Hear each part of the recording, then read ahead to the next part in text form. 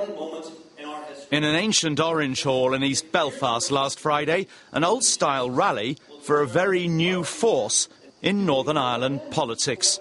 Traditional unionist voice. Hardline unionists who are challenging the beleaguered DUP First Minister Peter Robinson in his own Westminster seat. We're going to prove it again in a few months' time.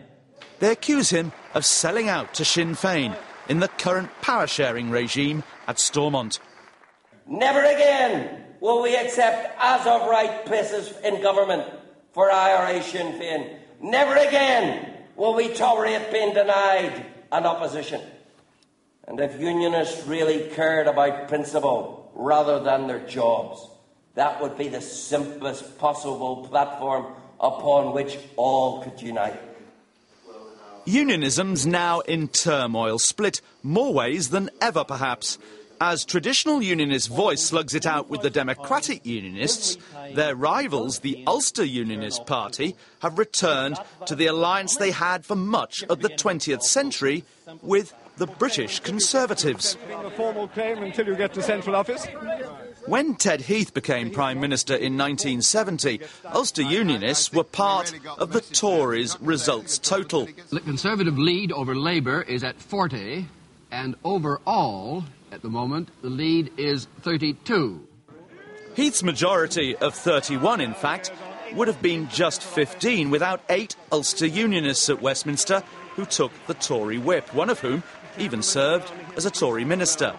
That all collapsed with the Troubles.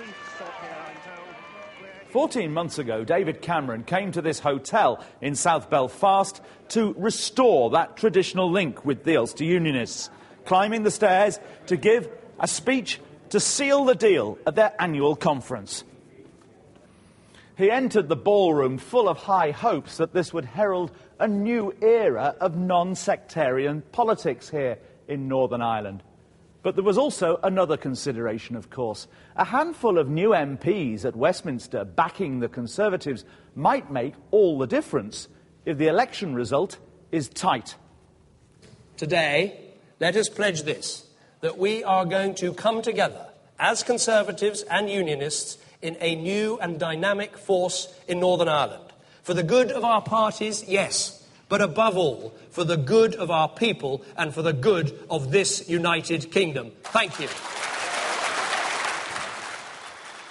But now that pact looks in real peril.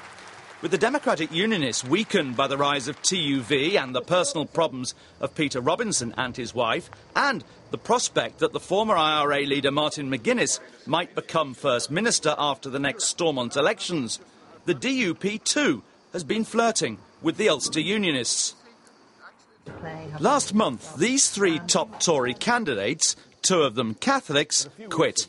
They'd all joined the party only last year, after David Cameron's call for fresh blood.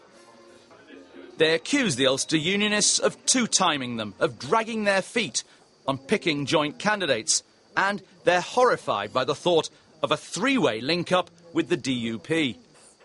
OK, imagine the Conservative Party did a tie-up with UKIP. You could understand there's certain policies they could work with. There may be certain differences. What you're actually then saying is, what about we bring BNP into this? That's the comparison. Yeah. It's as simple as that, and I'm not going to do it. So you're comparing the DUP with the BNP? Yes. Yes, I'm disappointed those candidates have decided to stand down, but we have many more candidates coming through, and we will come through with a list of 18 candidates who will represent a modern, outward-looking, non-partisan Northern Ireland.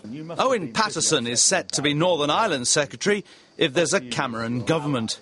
Is it possible for the Ulster Unionists to have a pact with the DUP and a pact with you? No, emphatically not. And what about a 3-way pact? What about that idea? No. Why not? In fact, a question of values. I mean, we want to represent a forward-looking, non-partisan, non-polarised Northern Ireland.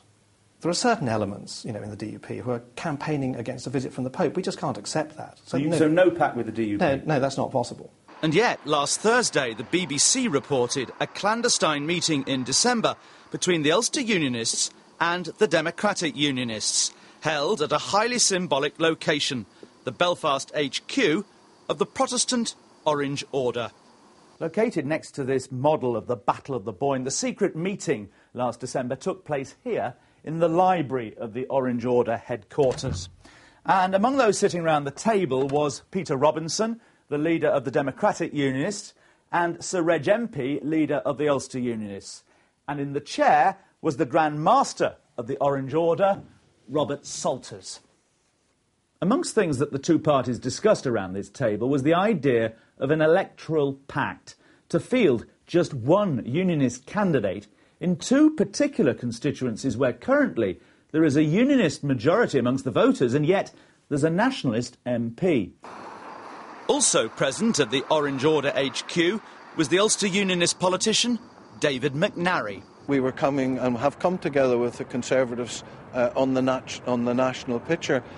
If unionists here locally can come together and widen that unity, widen that perspective, and in fact we can all agree on the policies, then that is bound to be beneficial to Northern Ireland. And another secret meeting, held last month at Lord Salisbury's home, Hatfield House in England, has also aroused suspicions of a three-party pact, as it involved the Democratic and Ulster Unionists and the Tories. Officially, it was to discuss devolving policing and justice to Northern Ireland, but some accounts suggest they also talked about election strategy. But the Tory candidates who resigned think their party's pact with the Ulster Unionists is now effectively dead.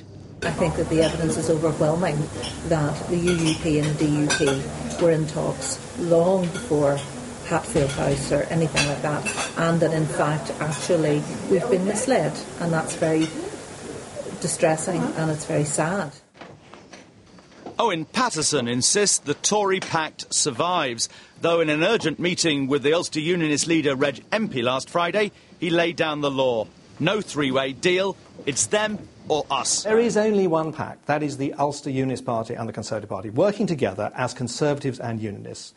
So if the Ulster Unionists have a pact with the DUP in a couple of seats, your pact with them is over, is it? Yes. No, categorically. I mean, their values are different. We want to work with Unionists who are non-sectarian, who believe in power sharing, who want to make the executive work, who want to get devolution policing through and to move on to the issues that really concern people and move on to a non-polarised politics here. That is absolutely clear. 94 days before likely polling day, the prospects for those committed to the union here are far from clear.